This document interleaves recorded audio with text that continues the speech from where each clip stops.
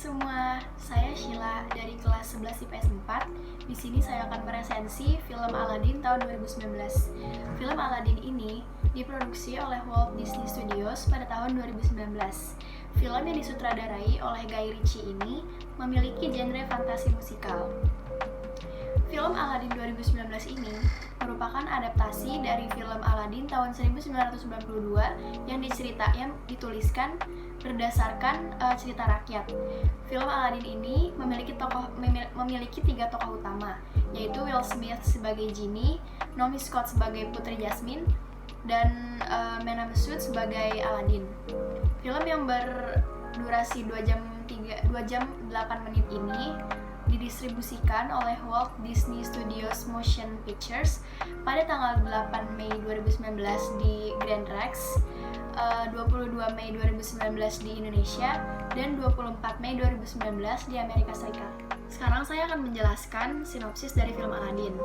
Film ini menceritakan tentang perjalanan hidup seorang Aladdin yang sudah tidak memiliki orang tua lagi, dan ia bertemu dan jatuh hati kepada seorang putri raja bernama Jasmine.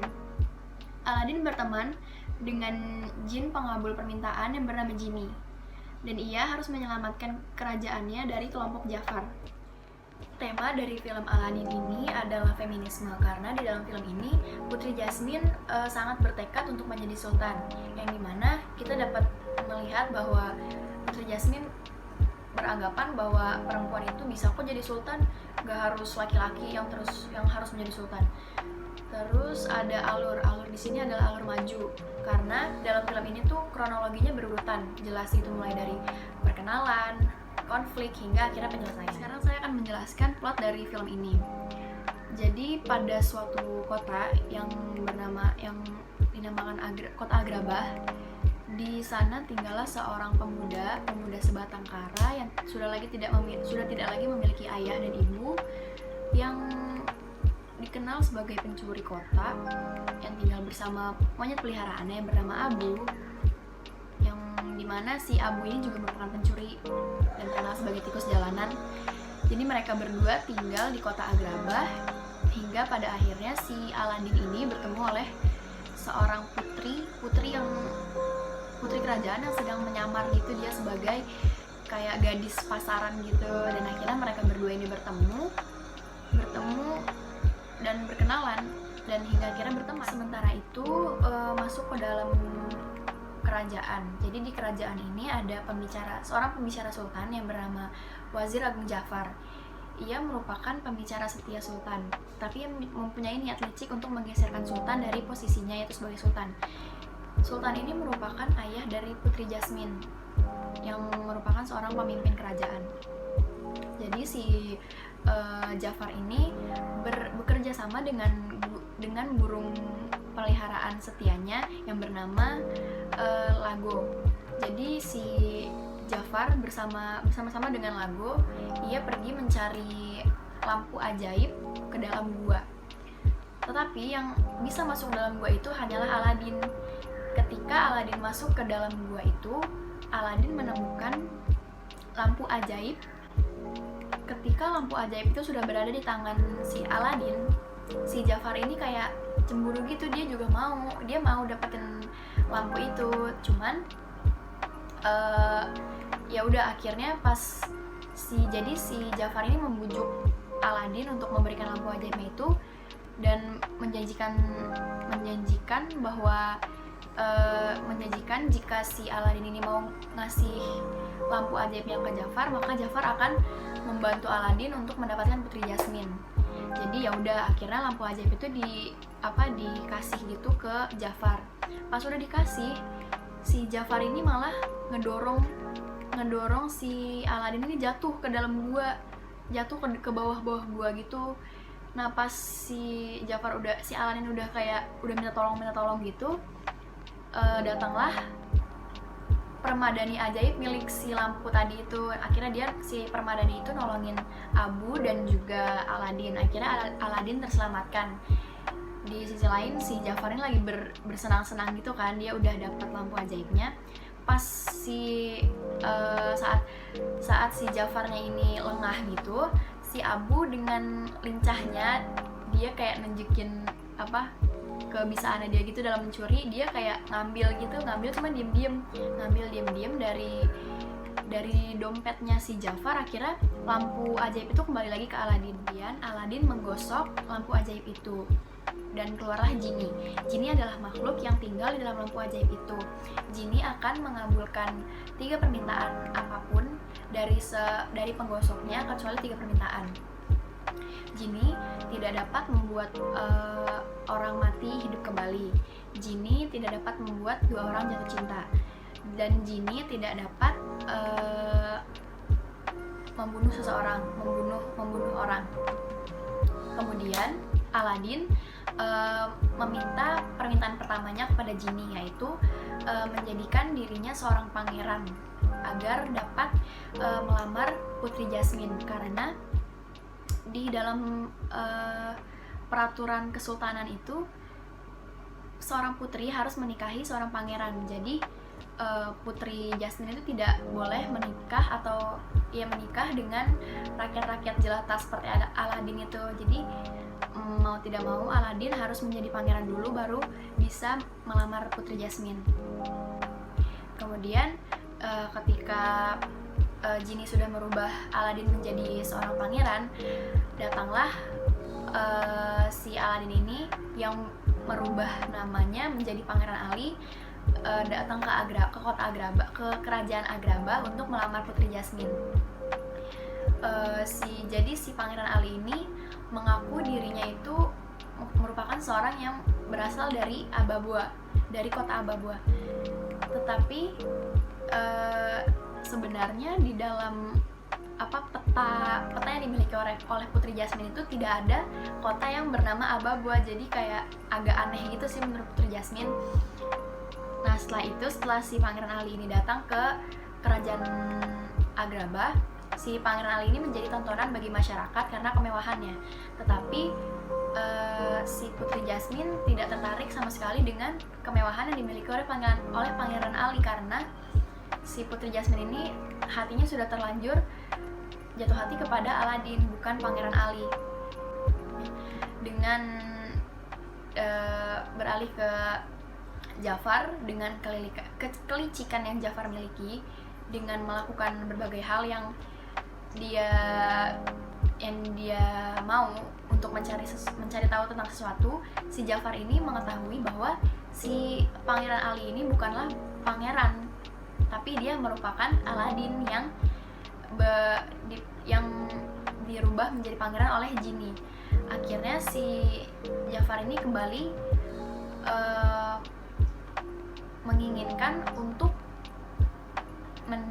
mencuri lampu ajaib milik Aladin dari tangan si Pangeran Ali. Jafar terus melakukan hal-hal licik dengan menggunakan ilmu sihirnya untuk menggantikan posisi sultan, hingga pada akhirnya hal-hal itu terungkap dan Jafar pun akhirnya ditahan di penjara bawah tanah.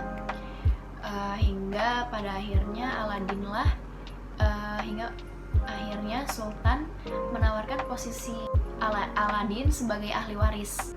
Tetapi di balik semua itu, Putri Jasmine belum mengetahui kebohongan yang dilakukan oleh Aladin. Hingga pada akhirnya Genie tahu bahwa Aladin telah berbohong terhadap Putri Jasmine. Genie memberitahu Aladin bahwa dia tidak jujur pada dirinya sendiri, hingga Genie dan Aladin atau Prince Ali mengalami pertengkaran kecil.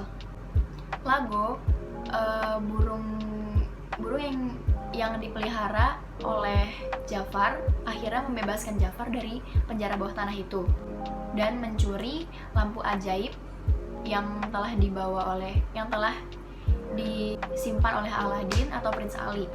Akhirnya Jafar menjadi tuan baru Genie yang dapat meminta apa saja terhadap Genie. Genie pun terpaksa harus menuruti semua permintaan Jafar, walaupun Genie tahu Jafar itu orang yang tidak baik dan permintaannya pasti akan membawa pengaruh buruk terhadap Agrabah. Jafar memiliki 2 permintaan. Permintaan pertamanya itu menjadi sultan, dan permintaan yang kedua adalah menjadi penyihir yang paling kuat, yang terkuat di dunia. Keinginan Jafar itu pun dipenuhi oleh jini, hingga pada akhirnya Jafar mengasingkan Aladin dan monyetnya yaitu Abu ke tanah beku dan dingin, dan mengancamnya bahwa ia akan membunuh ayah Jasmine apabila si Jafar ini tidak dinikahkan dengan Jasmine. Pada akhirnya waktu pernikahan Jasmine dan Jafar tiba, Aladin tiba-tiba datang untuk menyelamatkan Jasmine dan ayahnya. Aladin datang dengan membawa lampu ajaib yang telah ia curi kembali dari tangan Jafar, setelah si Jafar ini meminta permintaan ketiganya, yaitu ia ingin menjadi jini yang lebih kuat daripada jini yang sekarang. Jadi kayak dia pengen jadi jini yang terkuat gitu. Hingga akhirnya si Jafar ini masuk ke dalam satu lampu ajaib, tetapi berwarna hitam. Si Jafar ini pun akhirnya terperangkap di dalam lampu ajaib itu. Karena si lampu ajaib ini sudah berada di tangan Aladin kembali, si Aladin ini meminta permintaannya, yaitu ingin membebaskan jini dari dunia perlampu ajaiban. Jadi kayak dia mau ngebebasin si jini dari lampu ajaib itu. Dia pengen ngejadiin jini itu kayak manusia biasa, sesuai sama apa yang diharapin jini, yaitu jini mau jadi manusia biasa, dia nggak mau jadi jin. Jini pun berubah jadi manusia. Sementara itu, identitas yang sebelumnya ditutup-tutupi oleh Prince Ali atau Aladin akhirnya terungkap, dan akhirnya Putri Jasmine pun mengetahui kebohongan yang dilakukan oleh Prince Ali atau Aladin itu. Aladin meninggalkan istana karena ia merasa sangat malu kepada Putri Jasmine dan ayahnya. Jasmine pun mengejar Aladin hingga akhirnya mereka berdua menikah. Selanjutnya saya akan menjelaskan 3 latar di dalam film Aladin ini. Yang pertama ada latar suasana. Latar suasananya adalah suasana ramai ketika kita di pasar tradisional. Yang kedua ada suasana menegangkan saat sedang di dalam istana kerajaan Agrabah. Yang ketiga suasana romantis di saat si Putri Jasmine dan Aladin sedang berada di permadani ajaib milik Aladin, dan ketika mereka menyanyikan sebuah lagu yang berjudul A Whole New World. Dan setelah latar suasana, saya akan menjelaskan latar tempat. Latar tempatnya itu ada di pasar tradisional, ada di goa, ada di gurun, dan juga ada di istana kerajaan. Selanjutnya ada latar waktunya itu yaitu pagi hari dan malam hari. Selanjutnya saya akan menjelaskan tentang gaya bahasa yang digunakan di dalam film ini menggunakan majas aligora, yaitu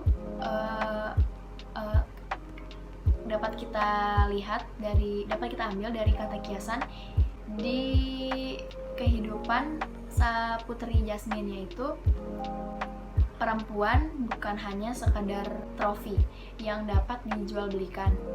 Mereka juga dapat menentukan apa yang mereka inginkan dan apa yang mereka mau. Sekarang saya akan menjelaskan tentang kelebihan dan kekurangan yang ada dalam film Aladin 2019 ini. Yang pertama ada kelebihannya.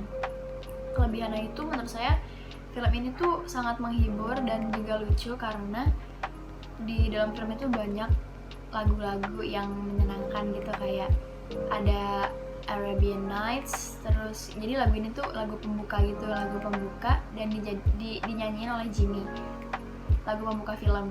Terus yang kedua ada Friends Like Me. Friends Like Me ini dinyanyiin waktu si Aladin baru bertemu dengan Genie. Aladin tuh kayak Genie tuh lagi nunjukin si Genie tuh bisa apa aja, kayak untuk meyakinkan Aladin kalau Genie tuh beneran ada. Jadi kayak bukan cuman asap biru yang ngambang-ngambang gitu. Terus ada Prince Ali. Lagu ini tuh dinyanyiin waktu Prince Ali mau ngelamar Putri Jasmine. Jadi kayak kalau mau ngelamar itu harus bawa rombongan gitu, rombongan sama kayak ada nyanyian gitu. Jadi kayak si Genie ini nyanyiin Prince Ali gitu untuk nandain kalau Prince Ali ini datang buat ngelamar si Putri Jasmine. Selain itu menurut saya film yang berdurasi cukup lama itu sekitar 2 jam 8 menitan itu tuh nggak ngebosenin karena ya yang tadi kayak dihibur sama lagu-lagu yang banyak juga tadi tuh.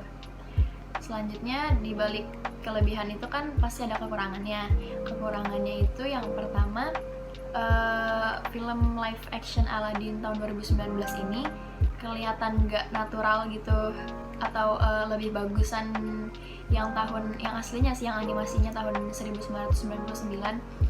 Karena di dalam film ini juga si peran Marwan Kenzari yang berperan sebagai Jafar itu karakteristiknya tuh kelihatan lemah di Aladdin tahun 2019 ini. Padahal peran si Jafar ini merupakan peran antagonis utama dalam film ini.